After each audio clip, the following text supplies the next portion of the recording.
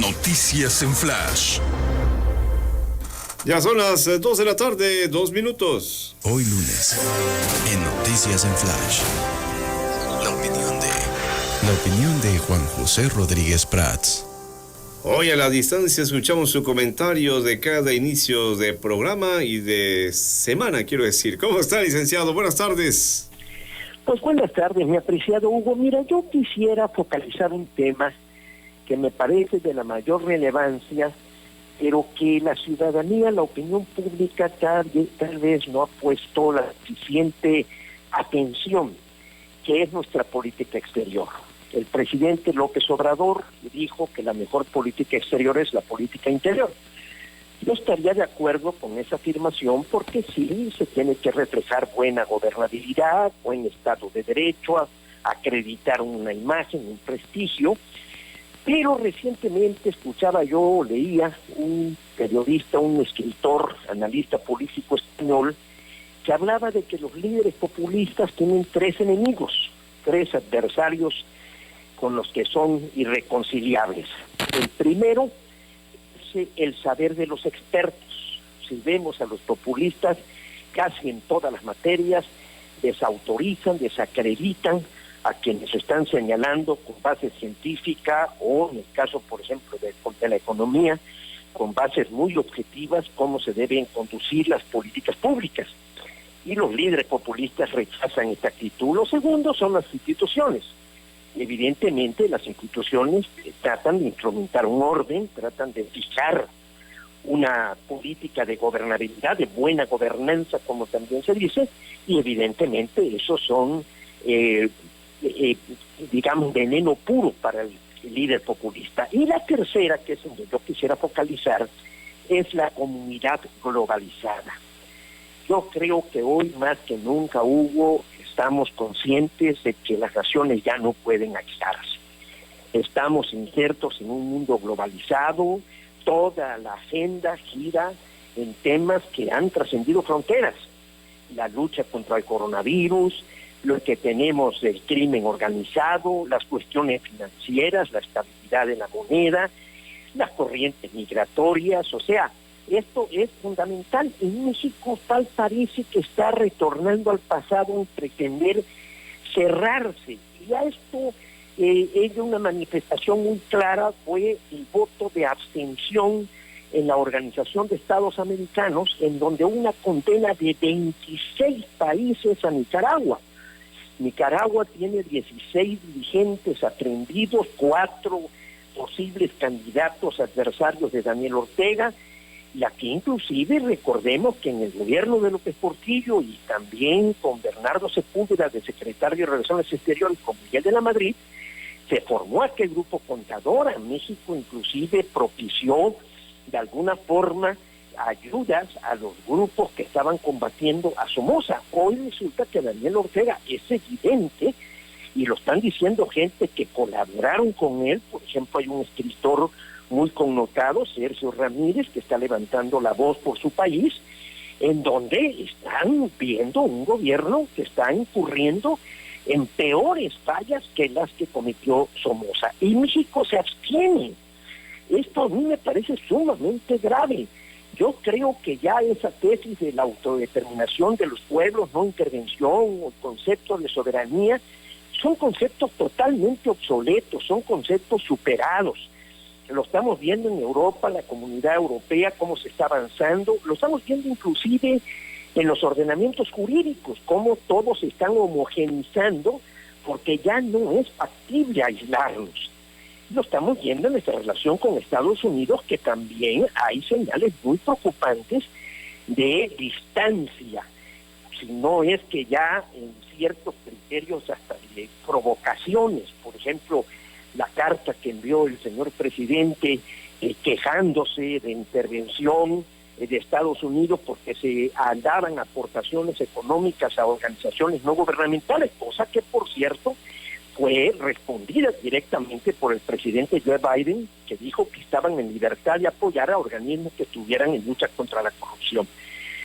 O sea, pretender regresar al estatismo, a la autosuficiencia, a la autocracia, me parece un gravísimo error. Y esto en Latinoamérica, donde estamos viendo movimientos tan peligrosos, tan difíciles, como en Colombia, por ejemplo, o el mismo Chile, que va a una elección en septiembre. Perú acaba de salir de sus elecciones y hay también indicios graves de descomposición.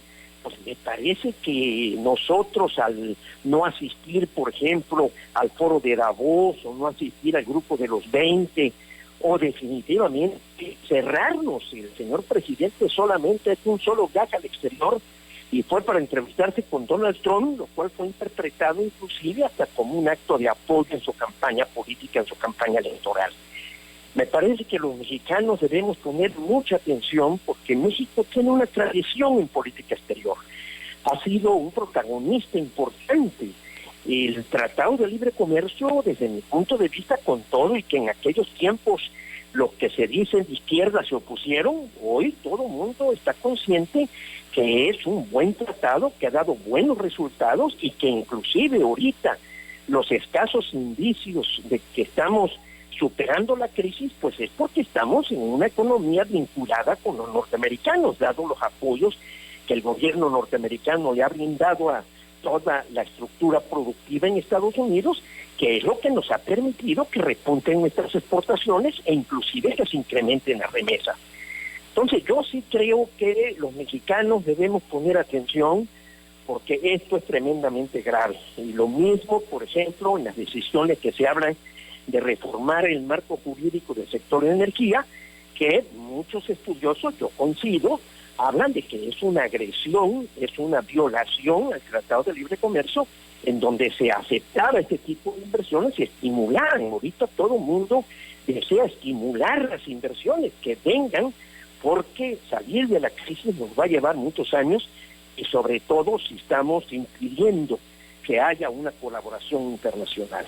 Simplemente lo anoto porque me parece que es un tema muy, muy delicado y que definitivamente, repito, intentar retornar al viejo nacionalismo revolucionario, hoy totalmente obsoleto, me parece un gravísimo error. Yo sí lo señalo, levanto mi voz porque creo que es algo que tenemos que insistir los mexicanos. Ya intentar escapar de la globalización es algo imposible. Esa ya es una decisión irreversible y lo estamos viendo en la agenda internacional y en la problemática internacional. Ese sería mi comentario, Hugo. Pues es siempre interesante, licenciado, y habrá que observar, como usted nos dice, el acontecimiento de las cosas. Yo le pregunto ahora dos cosas, ya no en el terreno internacional, sí también de la política nacional y local. Dos cosas rápido. Sigue en la mesa esta idea de la reforma electoral, política, de eliminar diputados y senadores. Usted ya nos había dado una manera de conocer qué es lo que piensa. ¿Usted se mantiene en contra de esto? Sí, mira, yo creo que hoy precisamente estoy leyendo un libro de Lorenzo Córdoba y de Ernesto Núñez, en donde habla de la lentísima avance que hemos hecho en la democracia. El libro se llama La democracia no se construye en un día, porque nos hablan de un esfuerzo muy continuado. Yo creo que eso de que hay que cambiar todo, cuidado, hay cosas que tenemos que cuidar, hay cosas que tenemos que conservar. El Instituto Nacional Electoral, sus actuales consejeros no merecen el trato que se les está dando y el señalamiento que se ha hecho. Este proceso electoral nos deja muchísimas lecciones, muchas muy amargas, que ya lo hemos comentado, lo hice la semana pasada. No quiero seguir insistiendo en el tema porque pues yo también fui sujeto que participó y no quiero quedar atrapado en un tema ahí ya que suene yo a aburrimiento.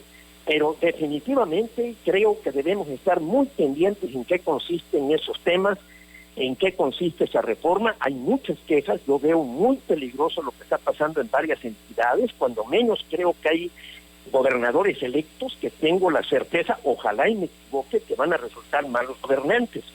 Epifenia Salgado, Evelyn Salgado en Guerrero, Ricardo Gallardo en San Luis Potosí, David Monreal, a mí me parece una gente totalmente desacreditada en Zacatecas. Conozco personalmente y sinceramente No creo que haga buen gobierno, repito, ojalá y me equivoque, Laida Sansores en Campeche, cuando menos esos 4 estados creo que van a pasar tiempos difíciles. Entonces yo sí creo que debemos ser muy cuidadosos, porque podríamos decir que ya el proceso de sucesión ya arrancó, y lo arrancó el mismo presidente.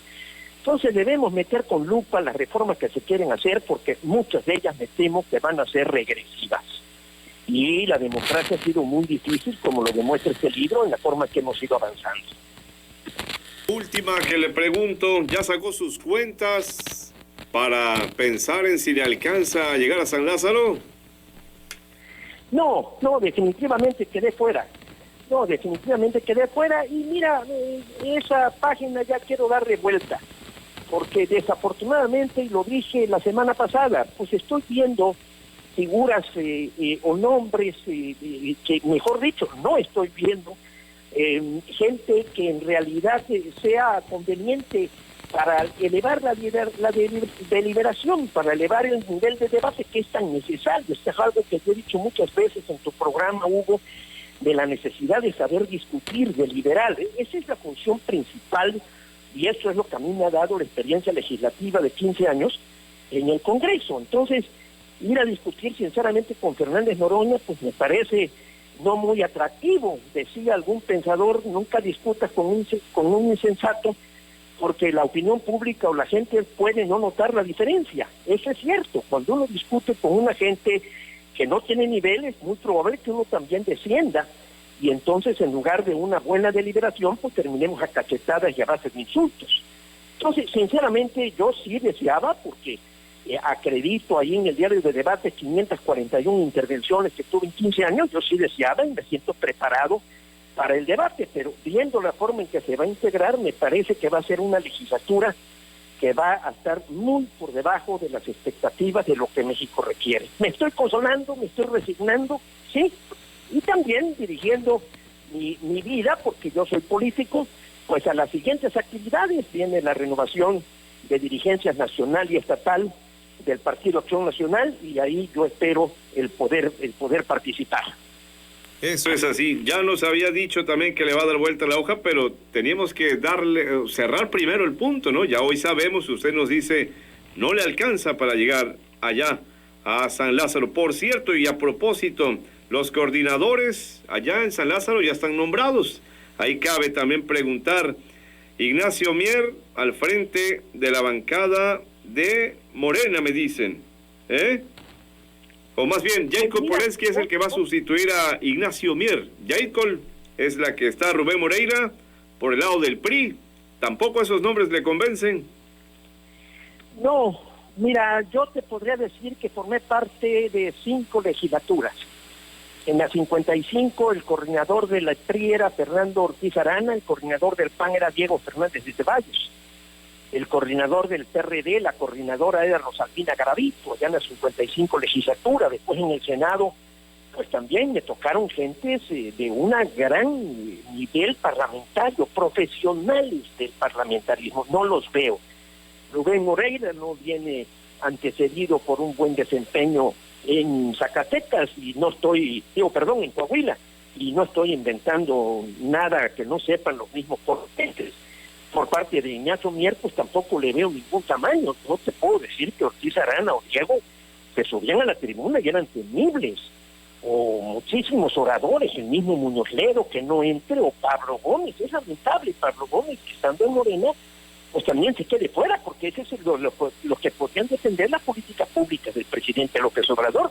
Yo sinceramente no veo en el grupo parlamentario de Morena gente que pueda defender las políticas o el presupuesto o las reformas que va a mandar el presidente. Como que también tengo la impresión de que no le interesa que se delibere o se discuta, sino simplemente que levanten el dedo y se apruebe.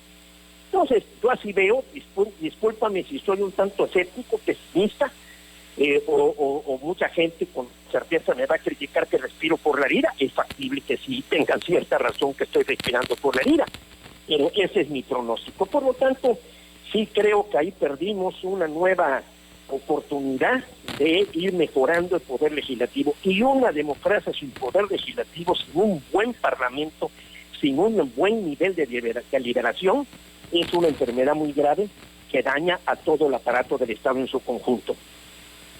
Pues licenciado Rodríguez Prats, nos escuchamos la próxima semana y le envío un saludo. Muchísimas gracias, Hugo. Un abrazo. Buenas tardes. Ya son las 2:17. Vámonos a la pausa. Entre todos podemos reactivar la economía local acudiendo a nuestros tianguis y mercados como el emblemático Mercado Pino Suárez, donde podemos